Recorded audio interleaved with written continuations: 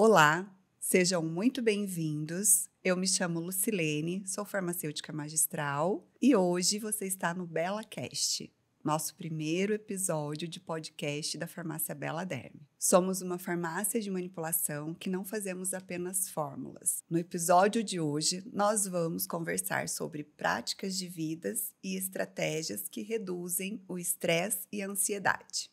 Então, eu fiz um convite muito especial para as nossas convidadas de hoje, doutora Cristina Okamoto e doutora Kátia Tokuni. Então, eu vou falar um pouquinho do currículo das nossas convidadas. Doutora Cristina é psicóloga e também terapeuta de casal e família, com especialidades no tratamento de transtornos de ansiedades e problemas de relacionamento. Mestre em análise de comportamento e instrutora de mindfulness. É praticante budista desde a infância, inclusive é uma das diretoras de budismo do Brasil. E a doutora Kátia Tokuni, que é nutricionista, especialista em nutrição funcional esportiva e fitoterapia, várias atualizações em nutrição, nutrição materna infantil, da fertilidade, a introdução de alimentos, na formação de modulação intestinal e também escritora agora, né, Kátia? Meninas, muitíssimo obrigada por estarem aqui. Nosso primeiro podcast, é sempre muito importante ter pessoas como vocês levando toda a informação para as pessoas que estão nos assistindo. Obrigada. Para mim é uma honra esse convite e participar dessa estreia. Para mim, na verdade, é meu primeiro podcast, videocast. E é uma honra poder estar aqui com vocês, pessoas que eu admiro bastante, e poder também passar essa mensagem para as pessoas, talvez ajudar um pouquinho quem está assistindo nesse momento. Então, para mim é um prazer enorme estar aqui com vocês hoje. Para mim também, eu estou muito feliz de estar aqui hoje, né, Lu? Que a gente conversa, a gente tem muitas ideias juntas, né? E ter esse tempo de estar aqui, eu vou estar aprendendo aqui com a Cris, com você, também vou estar compartilhando. É um tempo muito especial, uma oportunidade muito grande de estar aqui. Obrigada. Bom, então, antes da gente entrar para o nosso assunto, queria que vocês colocassem um pouquinho quem é a Cris, quem é a Kátia. Legal, Lu. Antes de mais nada, a Cris é a pessoa, né? Antes de psicóloga. E eu venho dentro de um período nesse período de pandemia, que a gente vai falar um pouquinho sobre algumas coisas disso também, do pós-período, né, mais intenso. Eu vim nesse movimento de olhar mais para mim, e hoje eu tenho algumas coisas assim que eu sinto que faz parte da minha vida, e a Kátia é uma das pessoas que está na minha vida dentro desse período, que é de um período de mais autocuidado, né? Eu sinto que eu estou vivendo uma fase de muito mais saúde, talvez, do que eu já vivi em outros momentos. Então, eu vim de uma casa que comia bem, que se alimentava bem, mas aí eu mudei para fazer faculdade e a gente começa a comer mal. Engordei um monte, engordei 10 quilos.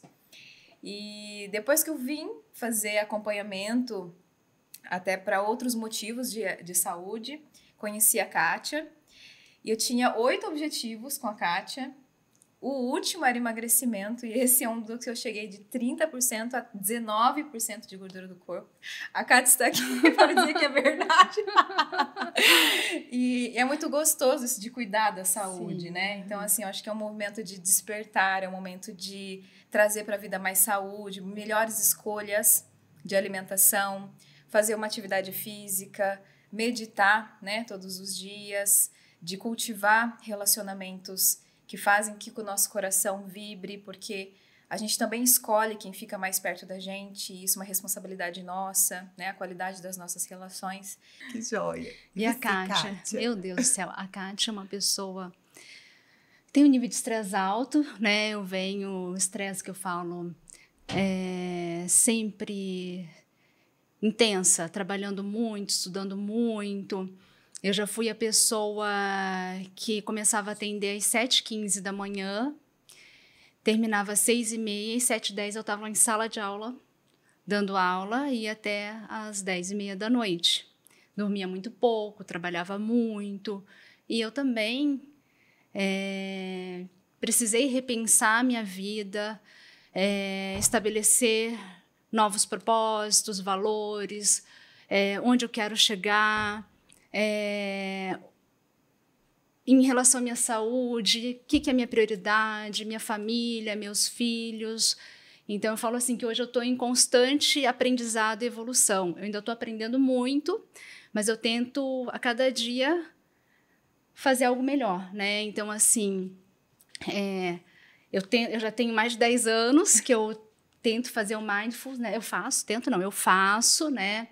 E eu falo assim que eu não consigo evoluir muito dos 8, 9 minutos. Quando eu chego em 10 minutos é uma vitória, mas eu faço, né? Então, assim, hoje eu faço o que eu consigo e tá tudo bem, né? Porque eu preciso também diminuir essa autocobrança que eu sempre tive, né? Então, para minha saúde física, mental, eu tenho que fazer algumas escolhas. Então, eu falo assim que a Kátia está em constante aprendizado, né? Eu já fui aquela pessoa extremamente intensa nessa questão de trabalho e hoje eu já tenho o que eu faço, o que eu aceito, o que eu não aceito, o que eu tolero, né?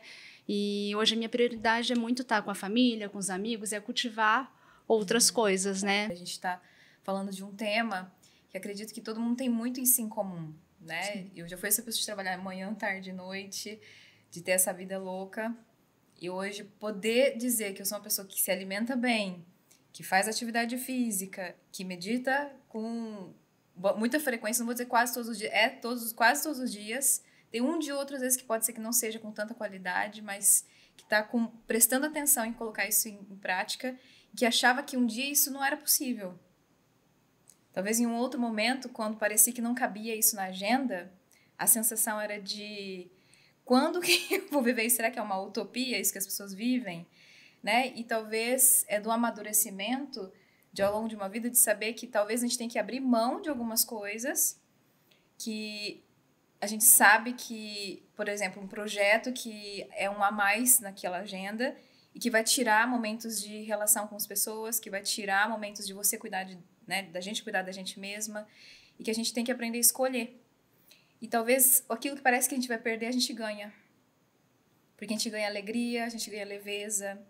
Então, são alguns pontos que dói falar não, mas que quando a gente aprende a falar sim pra gente mesma, a vida também nos recompensa muito. Né? E é um aprendizado, né? Aprender a falar não, eu acho que é um grande aprendizado diário. Né? E a gente vem de uma cultura de que quanto mais se trabalha, melhor, né? Uhum. Se você tá quarta-feira à tarde, hoje é sexta, né? Sexta-feira à tarde, batendo papo com as amigas, é como se isso... Tomando um chazinho, escolhendo um chocolate sem culpa aqui, como se isso não fosse permitido, né? E às vezes a gente não se permite. Quantas vezes eu tô domingo que eu falo, eu posso ficar sem fazer nada, e de repente eu não, vou ler um livro. Como eu vou ficar sem fazer nada, né? E hoje a gente sabe a importância do parar, respirar, do ócio, né? De priorizar o nosso tempo com a gente mesmo, né? Mas o que eu vejo é uma cobrança muito grande, né, da gente com a gente mesmo, de que tem que estar produzindo o tempo todo. Como a gente identifica, né, o que é estresse, o que é ansiedade? Legal, Lu. Na verdade, assim, não existe uma vida sem ansiedade e sem estresse, né? Então, a gente não vai buscar isso. Eu não quero mais ansiedade, eu não quero... Quem tem muita ansiedade, geralmente tem vontade de tirar com a mão aquela sensação horrível, porque faz sofrer, e eu entendo isso. Mas ela faz parte da nossa vida e ela nos ajuda a nos adaptar melhor, né? Então, estresse é algo que a gente vai passar. A gente sai na rua, a gente toma uma buzinada, já é alguma coisa ali que... Nossa, já acelera o coração, muitas vezes já vem um monte de pensamentos difíceis naquele momento. Então, o dia já começa muitas vezes assim, com uma gritaria, caiu um copo no chão. Então, vai ter estresse no dia, né? E nosso corpo está preparado para lidar com isso. Agora, o grande ponto é quais são os sinais no corpo que já está mostrando que tem um pouquinho mais, já tem uma faixinha de excesso. Como identifica, Como que identifica isso, né? Então, assim, a ansiedade, quando você me pergunta o que é isso, é uma resposta do corpo diante de um estímulo ameaçador. Então, uma resposta antecipatória a esse estímulo que nos ajuda a reagir melhor àquela situação, seja enfrentando ou seja fugindo dela, né? Então, nos deixa mais forte para lidar com a situação. Então, diante de uma situação, por exemplo, a gente está aqui e aí chega alguém né? E chega alguém bravo, alguém gritando, e talvez fazendo algum tipo de ameaça, o que vai ser a nossa reação? Talvez o nosso coração vai acelerar, a gente não sabe se a pessoa está armada, a gente não sabe o que está acontecendo, né? A gente vai ter uma respiração mais curta, talvez um pouco de tremor, uma sudorese. Essa é uma reação do corpo que deixa a gente muito mais alerta, muito mais apta a reagir rápido, mesmo sem pensar. Então já tem esse presente no nosso corpo que é de nos adaptar e nos proteger mais rápido, sem que a gente pense.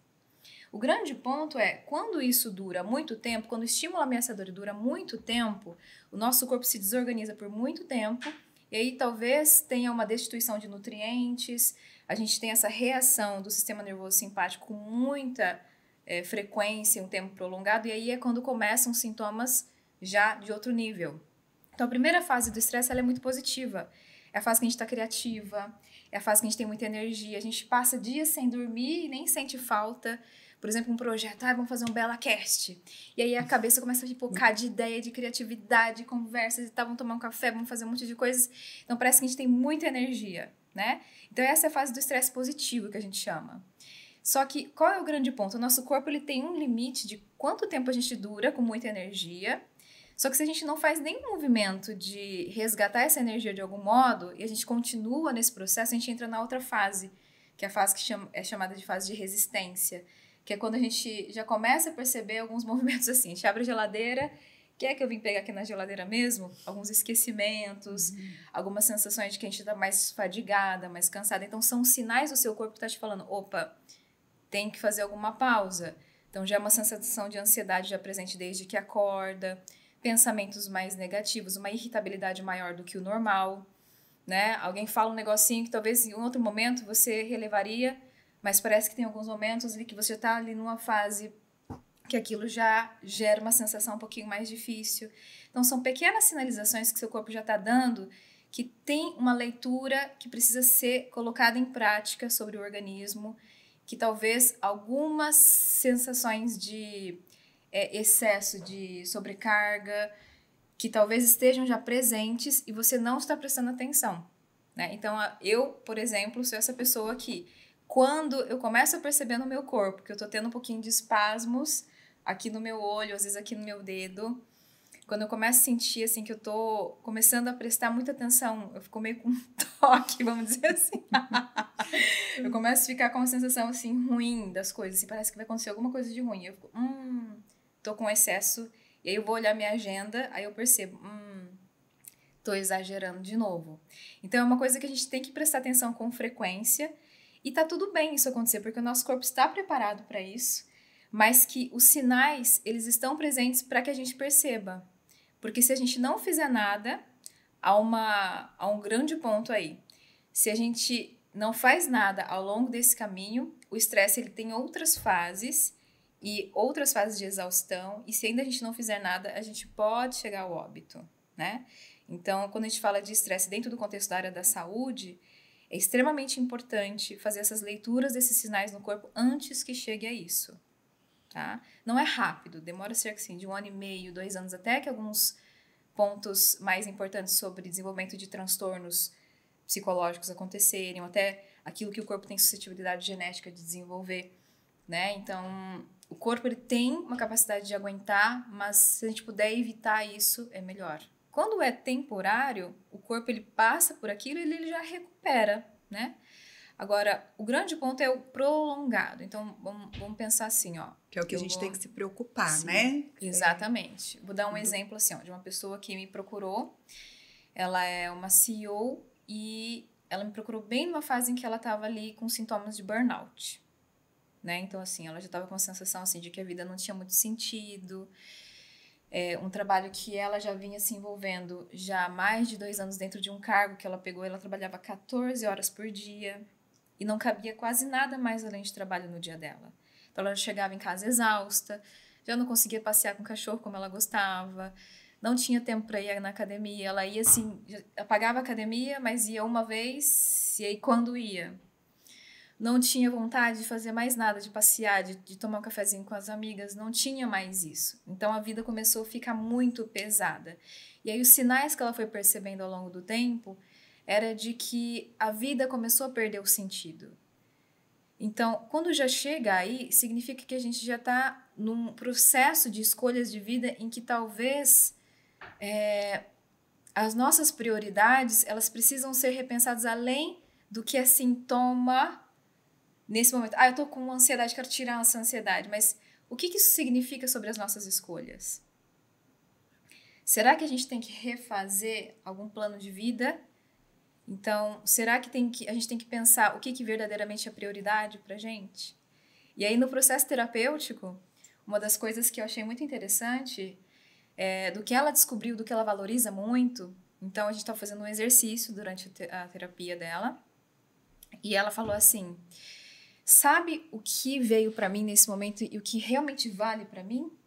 Ela disse, a memória mais importante para ela era a memória em que ela sentava com a tia dela, que é uma tia que toda vez que a recebia, ela falou que ela parava tudo para fazer o que estava... Tudo que ela estava fazendo, ela parava tudo só para receber essa, né, a pessoa que eu atendi. E ela disse assim, que era um sentimento de um carinho tão grande da tia fazendo bolo e ela lembrando do cheirinho do bolo que a tia faz e que a tia sentava e ela queria saber como que ela estava.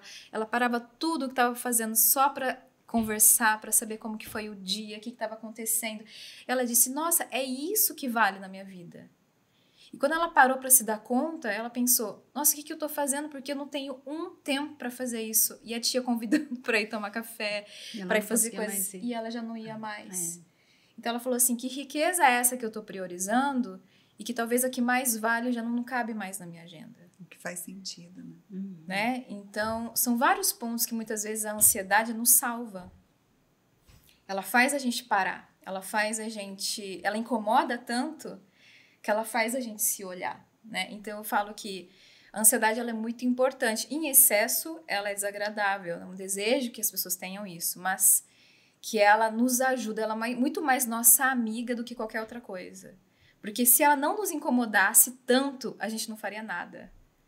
Né? Então, o fato dela nos incomodar faz com que a gente pare para pensar e talvez buscar ajuda e refazer algumas escolhas.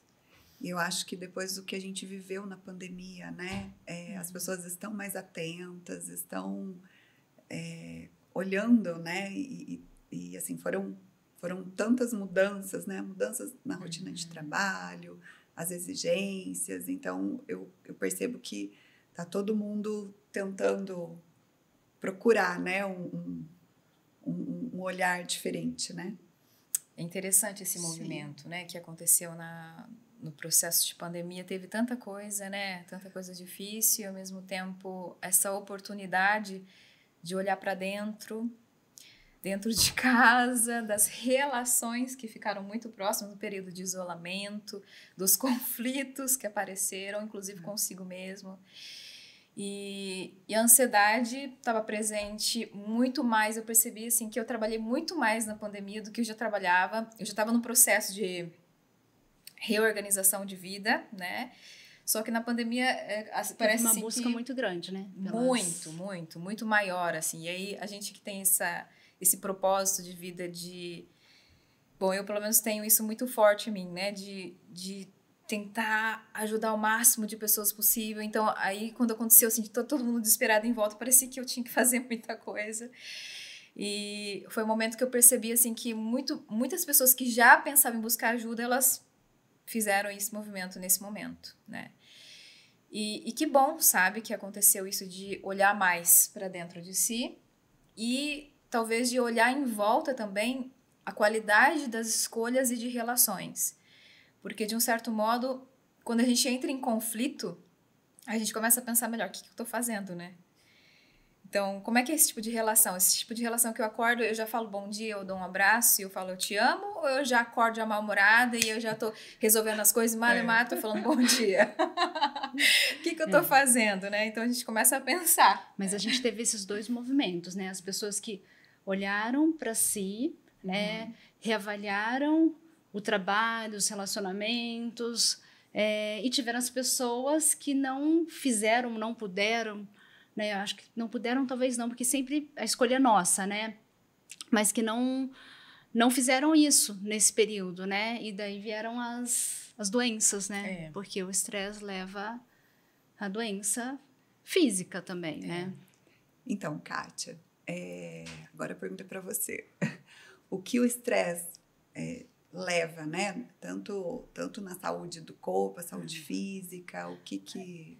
Como a Cris falou, o estresse ele é necessário, ele faz parte da nossa vida. O problema é quando passa do tempo e a gente fica nesse estado de alerta constante. Então, a gente perde o equilíbrio do nosso corpo, porque o estresse ele é necessário, como o exercício. O exercício é uma forma de gerar estresse para o nosso corpo, né? E o nosso corpo se adapta e vai ficando cada vez mais forte. Então, o estresse ele é necessário, como a Cris falou, a ansiedade ela também é necessária, né? Esse estresse que deixa a gente empolgado, que faz a gente sair do lugar e querer melhorar, né? Só que o problema é quando a gente fica nesse estado constante e a gente não desliga o botãozinho do estresse, né? Porque o exercício você faz, é pontual, você volta para o equilíbrio e o seu corpo recupera. E quando a gente está num estado de estresse constante, a gente aumenta o cortisol, né, que deixa a gente alerta, pronto para correr, tá? É para sobrevivência mesmo. E o nosso corpo, quando ele pensa em sobrevivência, ele pensa que ele tem que ter energia. Então, o cortisol vai fazer com que a gente armazene mais gordura, o nosso metabolismo fica mais lento, tá? E a gente também armazene mais água, então a gente vai ficar mais inchado, vai reter mais líquido ali, tá? Isso tudo é consequência de um estresse crônico, né? Então, por isso que muitas pessoas, pela essa retenção de líquido, podem sentir o inchaço, a retenção, pode levar ao aumento da pressão, né? Aumento do risco de doença cardiovascular, o metabolismo mais lento, né? O acúmulo de gordura no corpo que o estresse faz, né? O cortisol faz isso. Leva à obesidade. Então, assim, a gente começa a sair tudo do eixo depois, né? Porque aí vem diabetes, obesidade, o cansaço. E dentro desse ciclo, quanto maior o estresse, a gente também pode estar fazendo o processo de desbiose intestinal, desequilíbrio do intestino. E quando a gente faz o desequilíbrio do intestino, a gente também faz mais neuroinflamação. E esse aumento dessa neuroinflamação, a gente também faz a queda de neurotransmissores importantes, que é a serotonina e a dopamina. A serotonina é o que dá a sensação de bem-estar, que diminui a nossa ansiedade, e a dopamina é a recompensa, é o prazer. E quando a gente está inflamado e neuroinflamado, a gente vai ter diminuição desses neurotransmissores e aí contribui para o processo de depressão, ansiedade, já do modo negativo, né? E ansiedade do modo negativo aí. E daí a gente precisa realmente buscar estratégias para a gente conseguir restabelecer esse equilíbrio. Cris, as pessoas conseguem identificar as suas fontes de estresse? Consegue e deve. Dentro de um processo terapêutico, é um processo de autoconhecimento, né? Então, muitas vezes elas param para olhar para si e identificar o que será que está acontecendo, da onde que está vindo tudo isso, né? Agora, de um modo geral, todos nós podemos observar já alguns pontos. Então, assim, pensando em forma simples, tá? Então, pode vir de fonte externa e externa. Então, o que é externo? Externo é o que a gente está fazendo. Então, como que está o nosso trabalho? Como que estão as nossas relações? Como que está acontecendo como é que está acontecendo a nossa vida no geral, né? Então, a fonte pode ser um trabalho que você faz e que você está desgastado porque você não gosta do que você faz e você tem que fazer aquilo todos os dias. Ou talvez você gosta muito do que você faz, mas está em excesso e você tem pouca atividade de prazer e muita quantidade de trabalho. Ou às vezes você está dentro de um contexto que você convive com pessoas muito difíceis todos os dias. Então, a fonte pode ser de diversos tipos. Mas ela pode ser interna também, que é um grande ponto. Como assim interna? Dependendo do modo como a gente lida com as coisas, a gente pode ter menos ou mais estresse. Então, se diante de uma situação em que as pessoas pedem para a gente fazer as coisas, a gente tem dificuldade de falar não, e a gente aceita tudo, a nossa vida vai se tornando tão cansativa e que é uma forma que a gente lida e acaba gerando mais estresse por talvez não conseguirmos falar não. né? Porque a gente gosta de ver as pessoas bem, felizes, e a gente sente que a gente pode agradar mais as pessoas, e a gente acaba esquecendo de nos agradar durante esse processo, né? Ou então, às vezes, esse processo de falar mais o que a gente pensa e sente, de um modo que a gente se sente mais entendida. Então, tem uma série de fontes internas também nesse sentido que envolvem o autoconhecimento, né? E tem um ponto que é legal, que uma vez eu fui fazer uma aula na USP e um professor falou, e eu gostei muito, do quanto que, como o nosso aparato, né, biológico, ele está muito preparado para a gente observar o que é ameaçador, muito mais preparado para isso do que traz felicidade. Então, a tendência nossa é ficar muito mais focada no que está acontecendo de errado do que nas coisas boas, não é assim? Então, quando a gente vai revisar uma coisa, a gente às vezes aconteceu um negocinho de errado, mas o nosso olhar vai para aquele negocinho do errado. E o 99% que deu certo, a gente esquece. Então, conhecendo o nosso aparato biológico, tem alguns exercícios que ajudam muito, que é para a gente reduzir um pouquinho esses estressores e que a gente tem controle sobre isso e a gente pode fazer alguma coisa. Tem um experimento super legal que a gente faz, que é de colocar 2 perguntas 30 minutos antes de dormir, por mais ou menos ali 14 dias seguidos, e que faz mudanças por 6 meses subsequentes a esse exercício. Como que funciona? São 2 perguntas. Então, a primeira pergunta é: o que aconteceu no seu dia? Foram 3 coisas que aconteceram no seu dia que foram boas. Então, 30 minutos antes de dormir, a gente já está naquele processo de desligamento. A gente já tirou tela, a gente já, idealmente, né? Ideal. A gente já tirou tela, a gente já tá tomando aqui um chazinho, né? Mais para acalmar o organismo. A gente já tá fazendo atividades mais tranquilas. Então, 30 minutos antes de dormir, fazer essa pergunta. 3 coisas boas que aconteceram no seu dia, revisar o dia, tentar achar alguma coisa, mesmo que o dia tenha sido muito difícil. E a segunda pergunta é: o que você fez ou você deixou de fazer para contribuir com que essas coisas acontecessem? O que é esse treino? É a gente relembrar como aconteceu o nosso dia e treinar o foco, que está automaticamente muitas vezes naquilo que é negativo, e a gente trabalhar nisso de amplificar o foco para aquilo que aconteceu de bom também, porque aquilo também estava presente. E pouco a pouco a gente vai ensinando o nosso organismo a estar mais sob controle dessas coisas que são positivas também. E aí a nossa configuração neuroquímica também muda na medida que a gente faz esse treino. Então aí os resultados desses estudos é de uma sensação de que o humor ele fica um pouco mais equilibrado. Com 5 dias de exercícios sequentes já começa a acontecer. Com 14 dias fazendo, a gente tem resultados até 6 meses depois desse exercício, né? Então, uma sensação de humor mais equilibrado, uma redução de desenvolvimento de depressão, até de sintomas, né, de depressão. Então, a gente começa a ensinar para o nosso corpo novos padrões para ficar mais aberto para aquilo que gera felicidade. Cris, e não só perigos, né? A Lu sabe da minha técnica, né? Porque né, é antiga. Mas, assim, não é minha técnica que eu inventei, tá? Não foi baseado em estudos, nada disso. Foi algo que eu fiz para mim e que eu vi que fez muita diferença. Que eu sempre terminava o meu dia em sofrimento, porque eu não consegui fazer tudo que eu tinha planejado. Porque 500 mensagens no WhatsApp, um monte de e-mail para responder. Eu voltava exausta para casa com a sensação de fracasso, de não conseguir fazer o que eu precisava ter feito hoje. E daí é o que eu falo assim, que é o meu momento chá, a cerimônia do chá. Eu ensino isso para os meus pacientes. E o que eu faço? Tem um horário X ali, que geralmente é por volta das 8, 9 horas da noite, que eu desligo tela, tudo, e eu vou colocar água para ferver. Eu tenho uma bancada com fogão ali, coloco água para ferver. Nesse momento que a água está fervendo, é o meu tempo de eu escrever. Eu tenho que escrever para eu ver que eu fiz, né? E eu começo a pontuar tudo que eu consegui fazer no meu dia.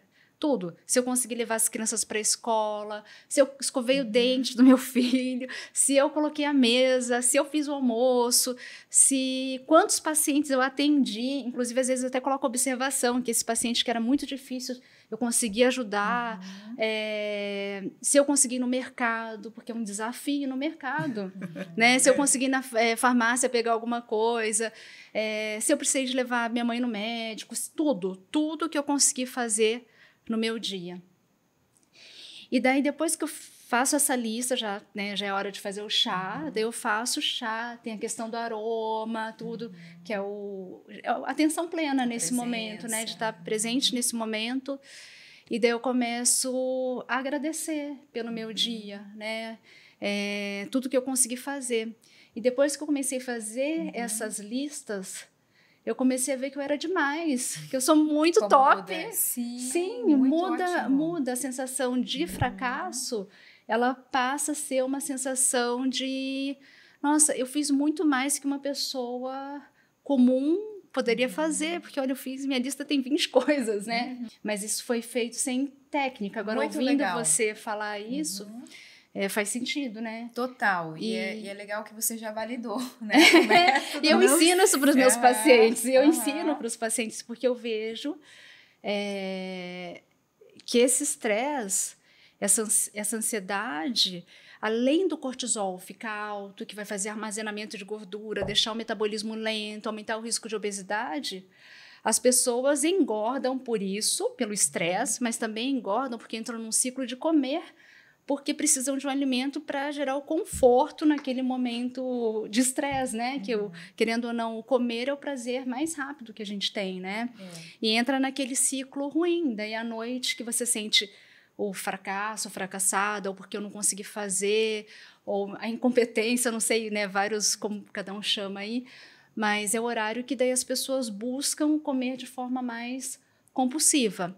E daí entra naquele ciclo de come mais, engorda, desequilibra mais ainda o intestino, aumenta a desbiose, aumenta a permeabilidade intestinal, aumenta a neuroinflamação, cai mais ainda a serotonina, cai mais ainda a dopamina e entra num ciclo, um ciclo ruim, né?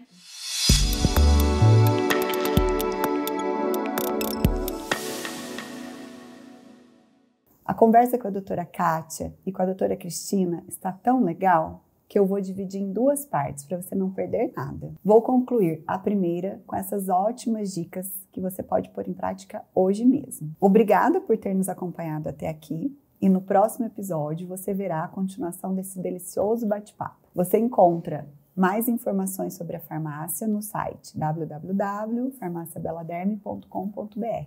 Até lá!